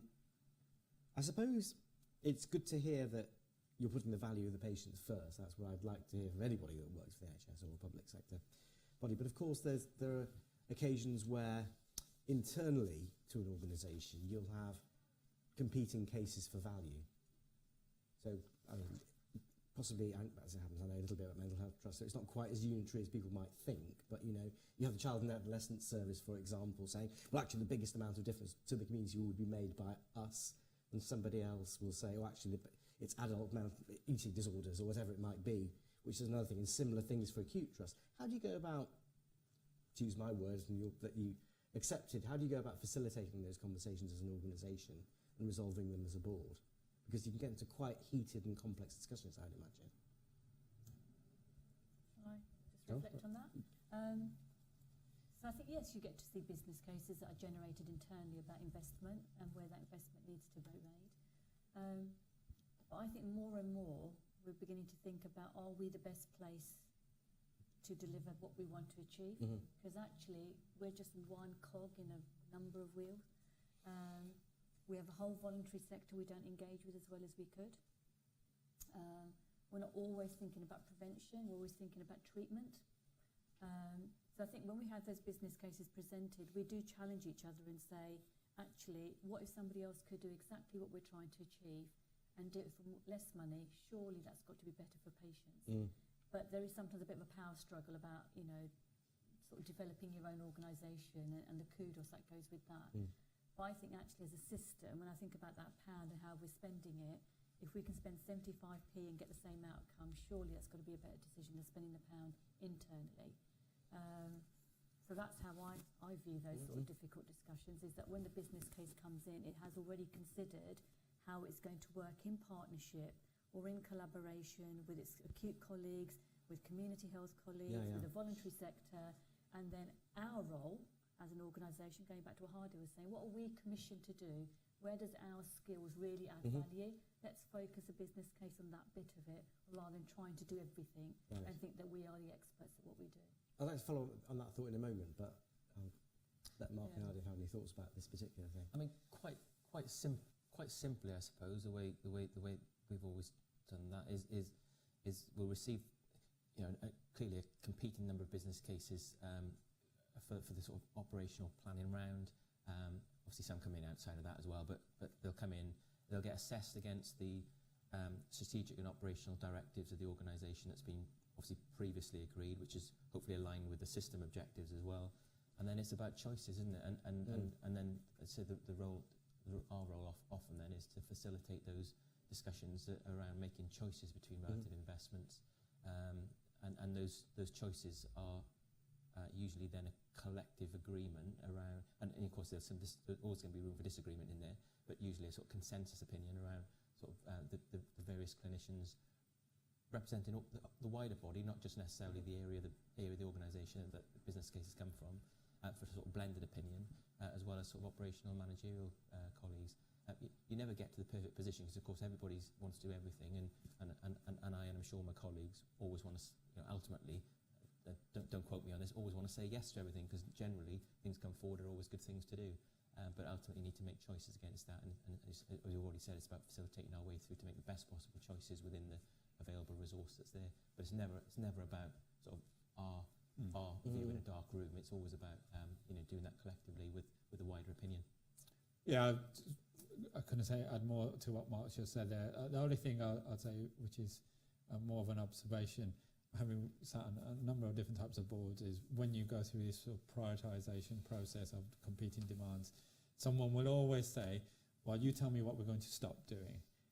Right. And I've yet to come across an organisation that can define what has it actually stopped doing, because I think it's very difficult once you start something for organisations to pull back.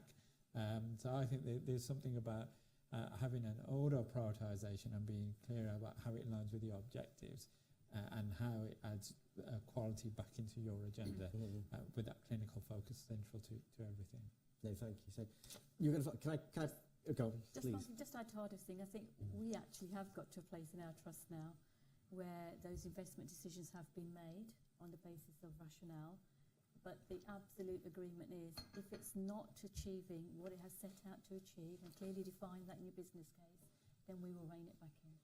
So actually people are going into it with their eyes open now, rather than thinking, which is what normally happens, they just stay around forever, these services, once they're developed. There's a question here which I'll come to in a moment about coding, because all this is predicated on what we were talking about earlier, which is having some data so you can measure outcomes. But before we get to that, I just wanted to ask a sort of slightly follow-up question to something you said, Jazz, which was, you're part of the health economy.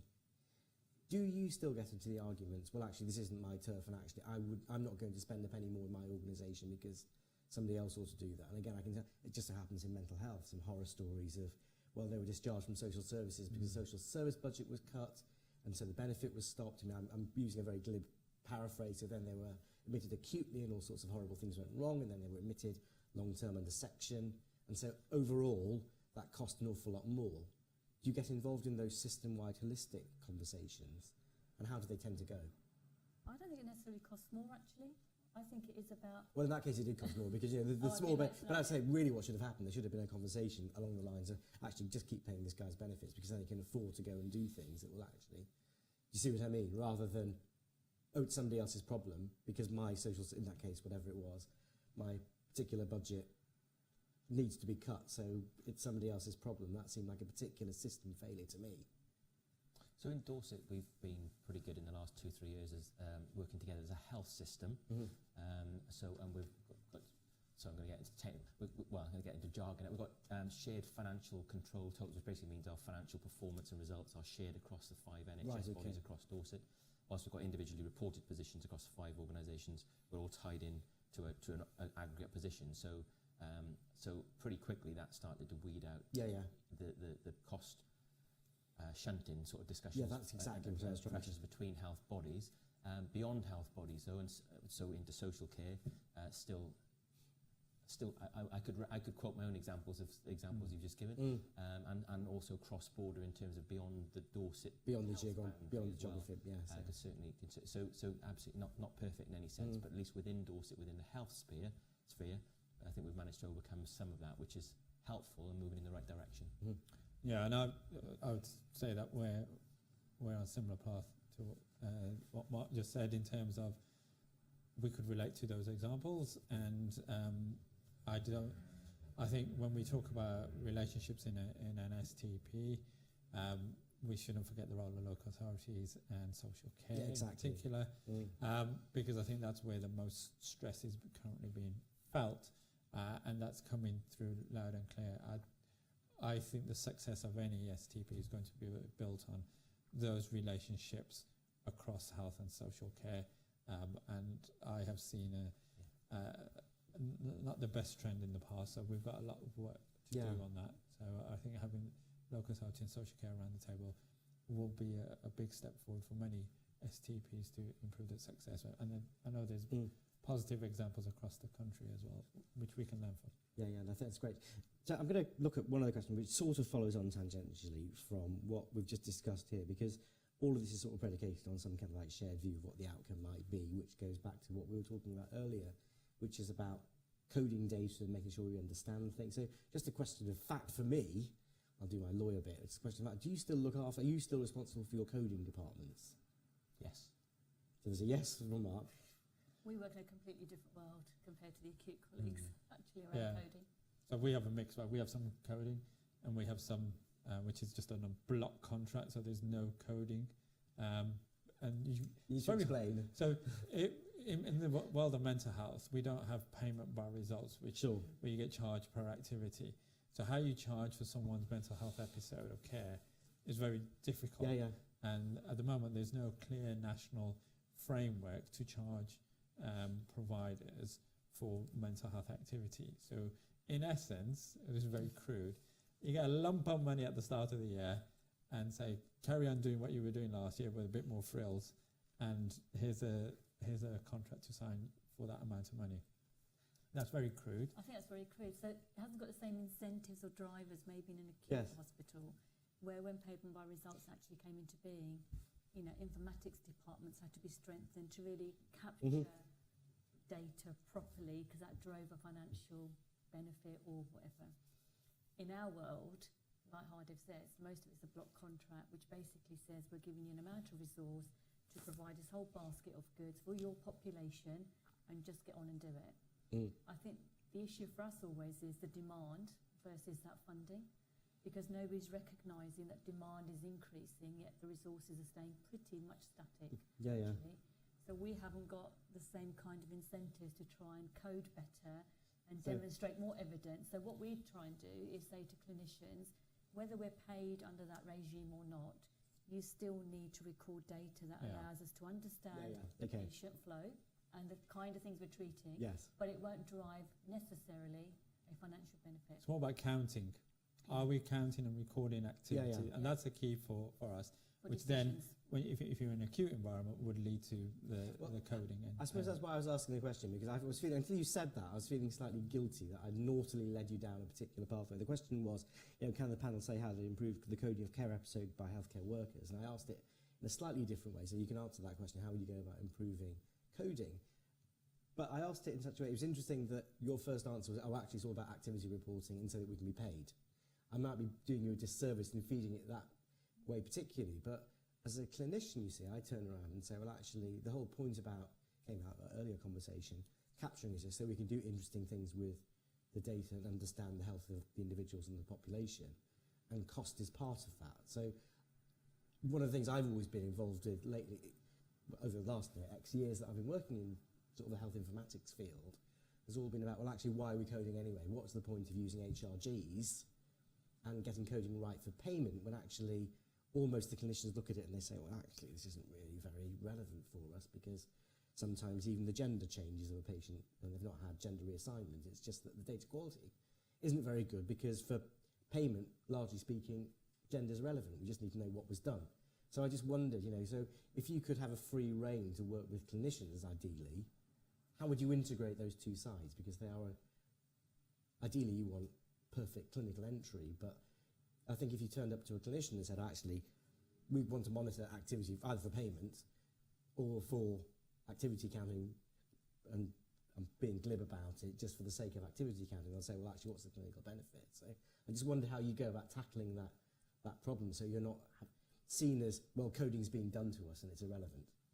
So although I'm in an acute setting, we've been on a block contract for longer than I've been there. Oh, you're all in the same boat then, actually. So we're all in the same boat. So Dorset's never really operated payment by results system, and certainly the Poole Hospital, we're with a trauma centre in Dorset, and as well as the cancer centre and the maternity centre. So all those things never attracted good money from the tariff anyway. So we've always operated on a block, and there's always been a bit of subsidy in there, if I'm being honest. But And several years ago, we set about a programme of change in Dorset around how we change the function of our hospitals. And what we got into was actually, because we were on a historic block contract, we never really paid attention or invested in data in the way that we should have done. And so a good example was we were looking at where to relocate emergencies or to locate emergency services in Dorset. And what we found when we looked at pool services was that a large chunk of our attendances were just recorded as sort of minor attendances, when actually clinicians were telling us that the data wasn't right, but nobody ever worried about it because that never drove a sort of payment. And we did a bit of work in investigating into this, and actually the clinicians in the emergency department, the system we'd given them, the first drop down on the drop down options was just a sort of simple procedure, and they just code it off onto the next one because it never really mattered. We worked with them to sort of change that process and make it just a bit more intuitive, and to improve the information data capture at the front end. And in turn, that's enabled better decision making around where we locate services going forward. And that was a sort of 2-year journey that informed a decision that later downstream that actually is going to result in the major emergency centre being Bournemouth, not Poole. But at least we're able to capture that information properly and make an informed decision. Same with our theatres. In terms of previously, because we're operating on a block contract, the data capture side wasn't as clean as it could have been, but through the model hospital and the Carter report and other ways of benchmarking hospitals, what we found at Poole and in Dorset is unless we've got good clinical data capture systems, then our coding teams can't even begin to code that activity correctly. And then on the benchmarking, you haven't got a chance of knowing where you really are in terms of that activity and where you're performing as a hospital. So, but absolutely, as you said, it all starts with that clinical data capture at the front end. Otherwise, you've got. So I think what I'm hearing is involve the clinicians in all this, so actually, so they can see the value to them of these interventions, so that it's again going back to what we were saying earlier about integrating. And the sort of get it right first time reviews and so on has been really good intervention in terms of getting clinicians, analysts, finance people, coders in a room together and understanding that actually, as you say, it's that front-end data capture that's probably as important as the clinical coding and the sort of and the benchmarking output. Otherwise, unless you've got good information coming in or good data capture, you're not going to have anything like a good information output at the other end. And that takes time. And I just wanted to say, I don't want to give the impression that coding and data is all about money. I was purposely being. That was just a distinction between I was mental purposely being combative, just to sort of like draw out the points, I think. But I think one of the challenges around data recording is that systems aren't always easy to use. So I know when we have conversations with our clinicians, they struggle with a number of places we're asking them to do X, Y, and Z. So they're saying, well, why am I being asked to input all this information? For what purpose? What value is it actually going to add? So we've tried to work with them and say, what would you really need at the front end to look at in order to say, actually, have you got care plans for 95% of your patients? Because that actually is something really important in terms of the care you deliver. So we've tried to work with them, but there's always this tension with commissioners demanding a set of data. We're trying to pull together data that we think is more meaningful. It might be outcomes data that we want to develop. There's regulation that we have to report up to. So I think as clinicians, it's really difficult to actually say to them, by putting the data in here, this is exactly what you get in return for doing it. Because they do see it very much as a task. They don't see it as value add. Yes, yeah, They're exactly. to look after patients, and that's what they want to do. And I think when you're financially challenged and you've gone around and maybe leaned some of your processes and some of your infrastructure, and clinicians are now having to use their systems more and more rather than having admin inputting data for them, there is a real fine tension between data collection, data use, and clinical time. Yeah, I think that's. Yeah. For a good end, I would hope at the end. Yeah, I think I would start off by saying, in my ideal world, having a source of data that's owned and agreed at a clinical and financial level would be fantastic. I think you start off on that base, then you've got everything to play for. Yes. I think my next step would be, in my creating my own world, would be to bring in the health economics side. And I did, in commissioning days, employ a health economist, and the value that added was huge.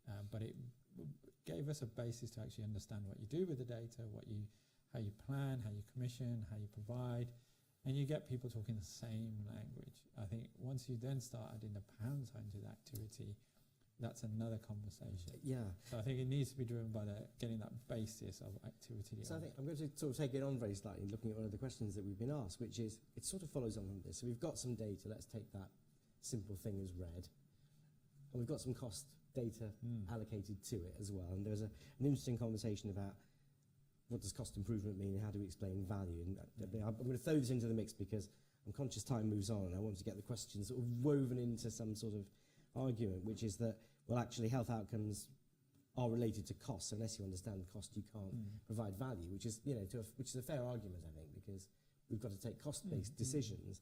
But the question is sort of like in that context. So we've got these data. What do we incentivise? Is it population health or is it individual health?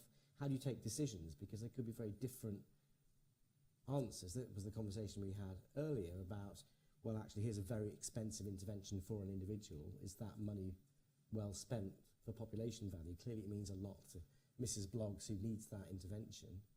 So how do you go about doing that? How do you have those conversations? Difficult one to answer, but answers on a postcard, please, as they say. Who's going to pick that up first?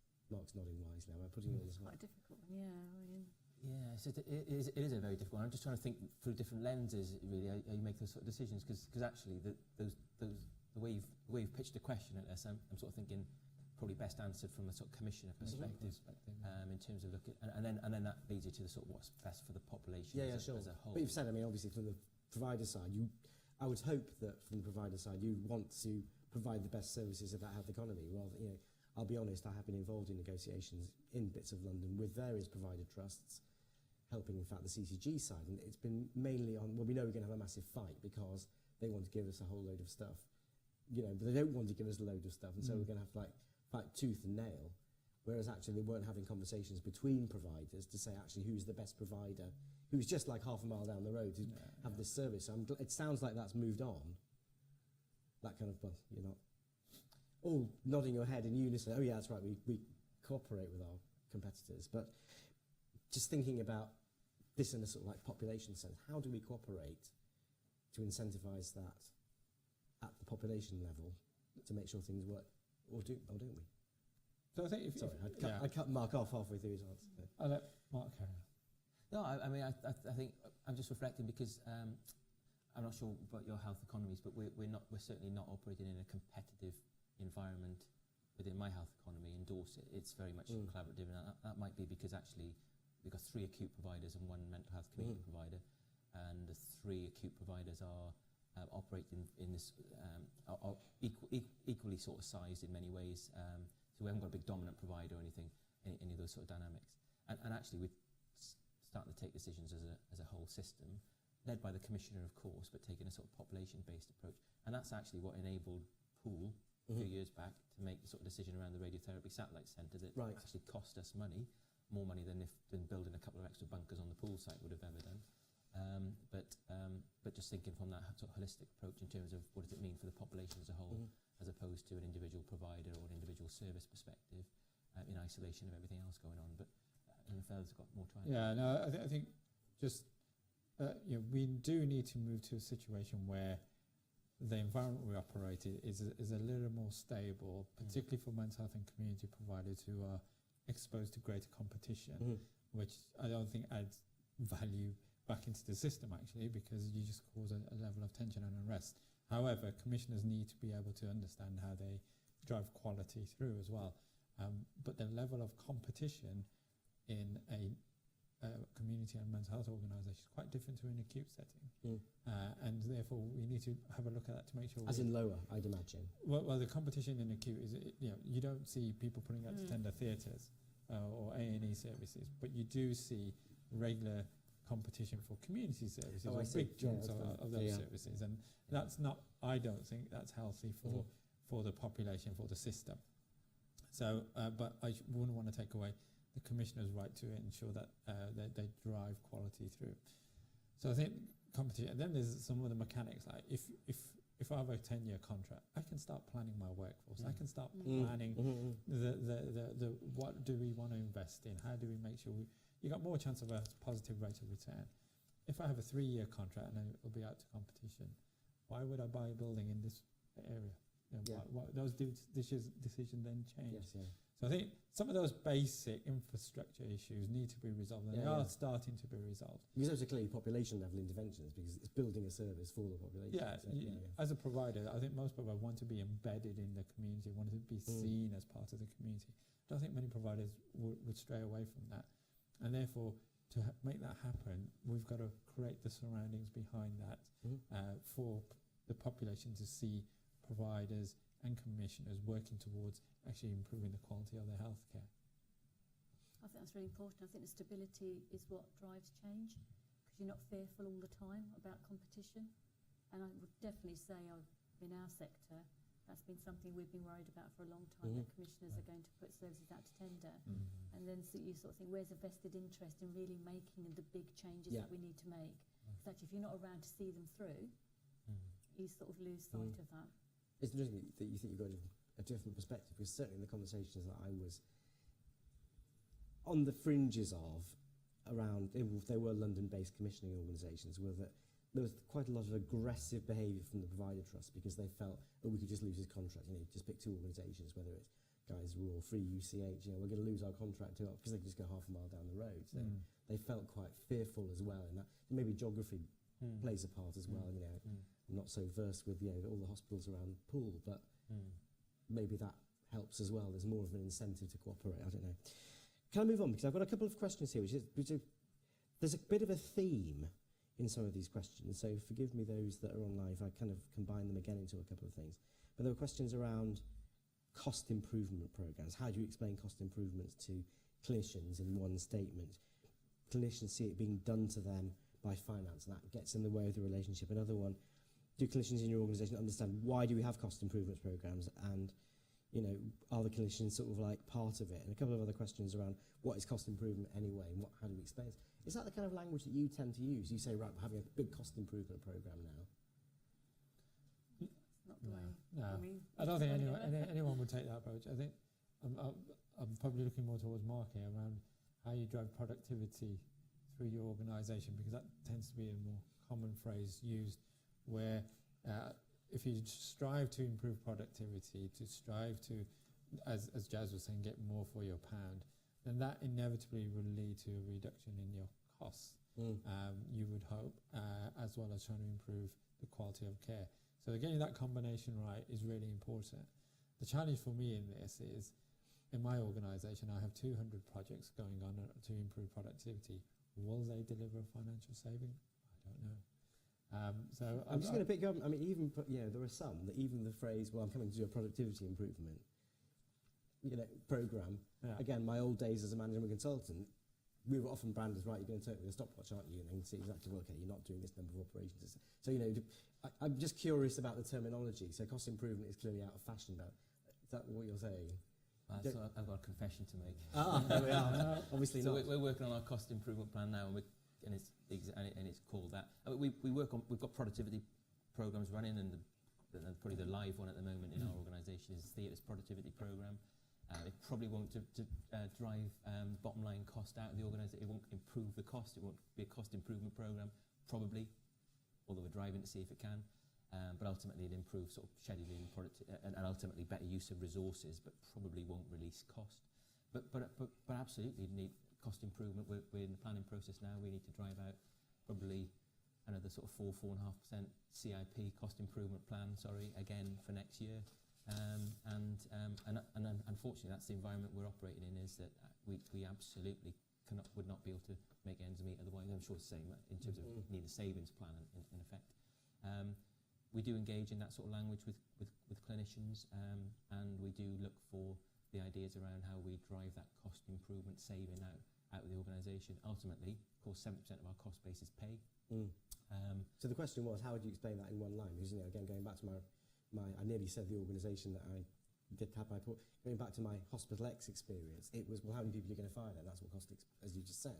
So if that's what you hear, that's clearly not going to foster a very good relationship. So I just wondered what terms you use. I mean, you had a thought, Jazz. You're going to avoid cost improvement cost altogether. improvement, cash releasing efficiencies, whatever you want to call it, really. Yeah. It's a difference between the income you're going to get and the cost you're going to incur. Yeah. And there's a gap, and how you're going to close that gap. Yes.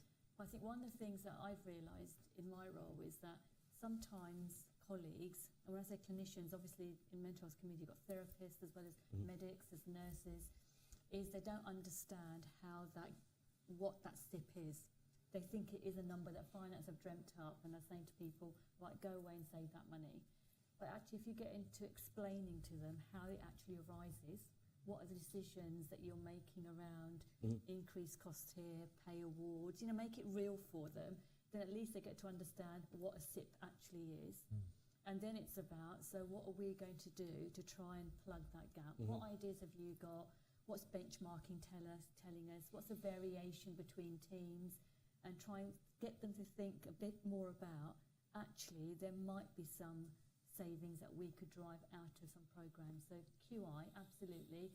Everybody says, do not mention money when you're talking about quality improvement, because it disengages everybody from the agenda. But you would hope at some point that that quality improvement does lead to some kind of value, and some of it might be money, but some of it might be outcomes, and some of it might be other things that we're focusing on.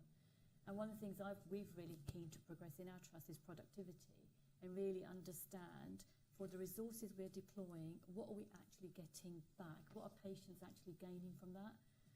And we're hopeful that once you get into that conversation with clinicians, I think it goes back to panel earlier, it sets up a bit of a league table. I think the lady in the end was talking about guys. Yeah. You start to compare yourself with another colleague in the organisation or externally, and you try and drive that improvement up. But actually, by driving that improvement up, you might solve a vacancy problem. Because you now realise you don't need as many clinicians as you thought you did, or the types of clinicians you thought you did. So there's another added benefit somewhere else, which isn't always obvious until you start doing the work. Yeah, no, it's very interesting to talk about the competition. I was exactly reflecting on what I said earlier about the organisations and the anorexia nervosa treatment. It was the competition amongst clinicians that was actually the biggest driver, and it actually led to,